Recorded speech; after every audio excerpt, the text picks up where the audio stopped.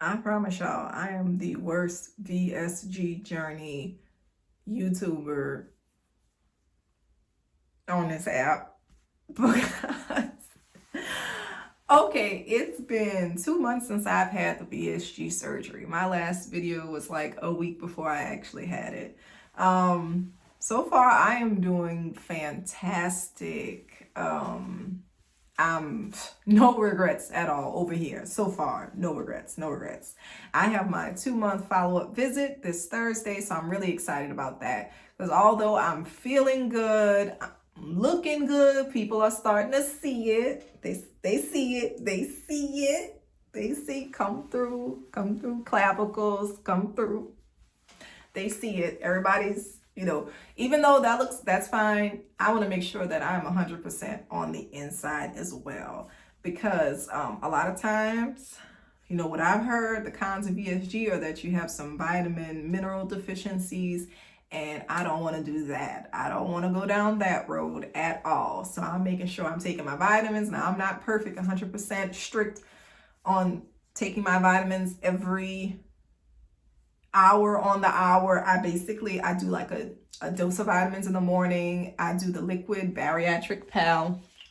It's a little drippy or whatever because I'm always rushing in the morning, but I do like 2 medicine cups of that, 30 mils of that in the morning. And at first the taste didn't really bother me, but I don't think I can go through another bottle of that. It's kind of gross now. I'm getting sick of it.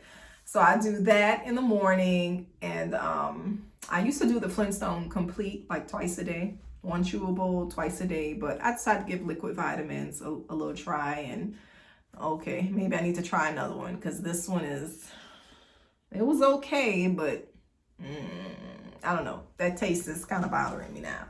So I do my shot of liquid vitamins. I take my vitamin D in the morning because always had issues with, well, not always, since January when I found out that I have low vitamin D, like almost an insufficiency or deficiency. Yeah, almost a deficiency. I'm insufficient. So I'm out of the normal range. So I got a medication for vitamin D. I took it. I wasn't able to get tested until like 5-6 months. And the vitamin D level did go up, but it's not within normal range. And I'm trying to get in the normal range for vitamin D. So I'm taking like a 10,000 unit. So I'll try to do like 1 pill a day with that to get into my system. But what's really going to activate it and make a difference is when I go outside in the sun. So I try to, like, in mid-morning, do like a 20-minute walk and try to get that those UV rays to activate that vitamin D that I put into my body in the morning. So my liquid vitamin, my vitamin D, I take thiamine. It's like 100 milligrams. You only need 50 milligrams a day, but I think my thiamine was on like the lower side. So I was just like, I'm gonna just do the 100. I'm gonna just do the 100. I don't think there's a side effect for taking too much thiamine. But with D3, with vitamin D, there is a side effect. Like you can take too much vitamin D. So I'm just really excited to see what my vitamin D levels, if what I'm doing is making a difference, because I feel like my body's really stubborn with that vitamin D. I was taking B12, but the liquid B12 that you put underneath your tongue, but when they drew my levels before surgery, it was just like ridiculously high. Like, for example, the range is 200 to 300 for normal B12. I was like in the 3,000 somewhere. Like, it was ridiculous. But that's because I was taking like a monthly dose every day for like a couple of weeks. So my B12 shot up there and it's really high. So I've dropped down to only taking that like once a month. But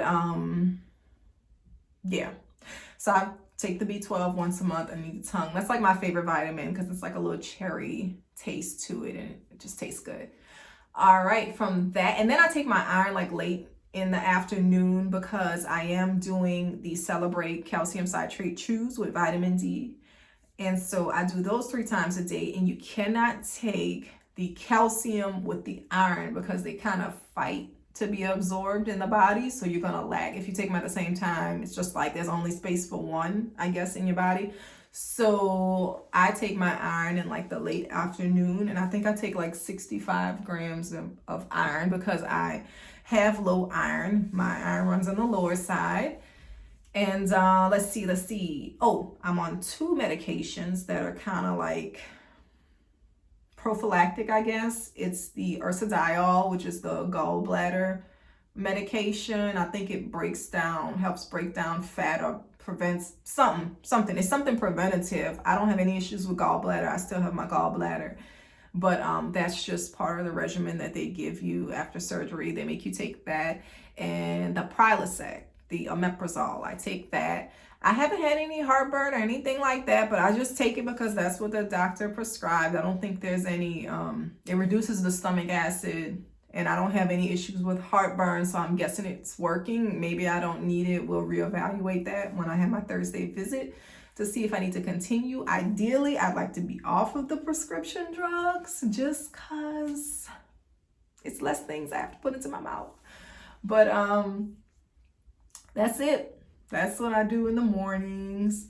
And then in the afternoon with my iron, I really want to get those levels up. I'm so excited about this Thursday visit because I get to see if my vitamin regimen is working for me.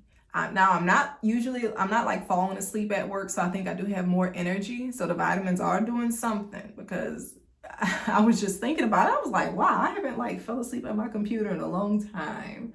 I was just like, oh yeah, that's because I'm taking vitamins and trying to live my life right. So far as food, this surgery is everything that I thought it would be. It's really awesome. I've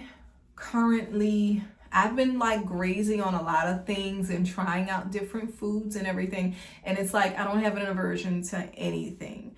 So it's just what I wanted. I just needed that restriction, y'all. I just needed to feel that I am full. I don't have to have it. And I'm in New Orleans, so they pack the plates of food. They give you a good portion. So just for me to know that I don't need to spend $10 on food at lunch is great for me. Like, I spend $3 for lunch. Like, if I go out for lunch, let me start with breakfast. Breakfast, I do either like 2 boiled eggs in the morning.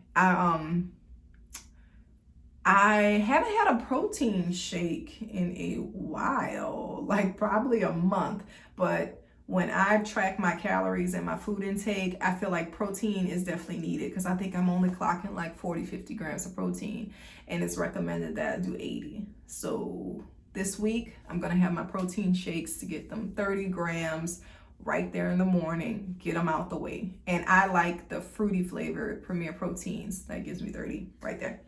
And I do that.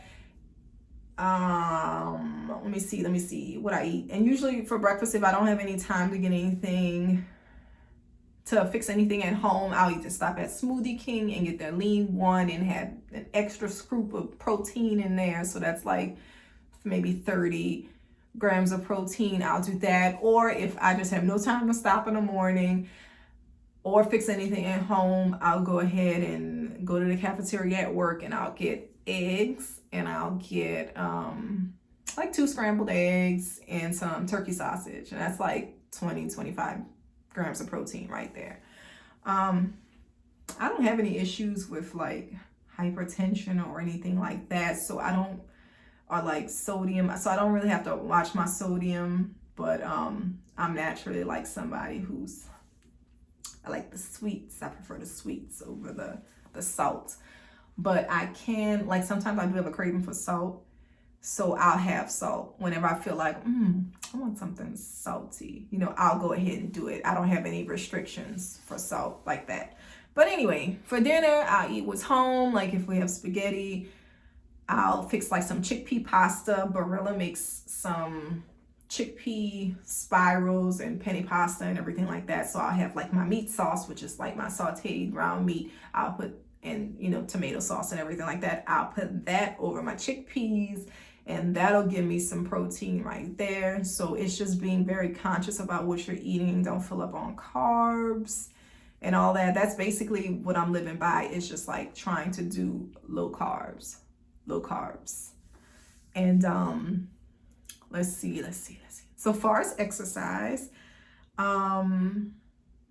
I do exercise probably 3-4 times a week. There's a man on YouTube, he's British, it's called Body Something, his channel. But anyway, look up low impact, high intensity workouts and it'll come up. And it's just like these really low, like it's easy on your knees. I don't have any problems with my knees, but I don't want to develop problems with my knees.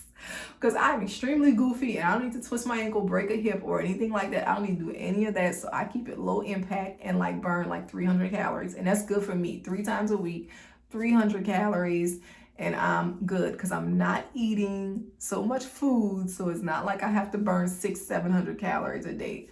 But sometimes I do end up burning 600-700 calories a day according to the Apple Watch. I don't know what I'm doing. Maybe I'm walking around or whatever, but that's not the goal. But anyway, so far, like I said, I love this surgery. No regrets. If I could do it again, what time we cutting? Because I would definitely do it again. Thank you guys for watching. I'm gonna definitely do a video after my doctor's visit or whatever. But I think I have like a few little topics and stuff that I could definitely go on so you guys can have a little variety and not let's look at this 12-minute video I'm putting up. I'll try to focus and do like little mini videos maybe. But thank you guys for watching. Really appreciate it. Subscribe, like the video, all that good stuff. Thanks for watching.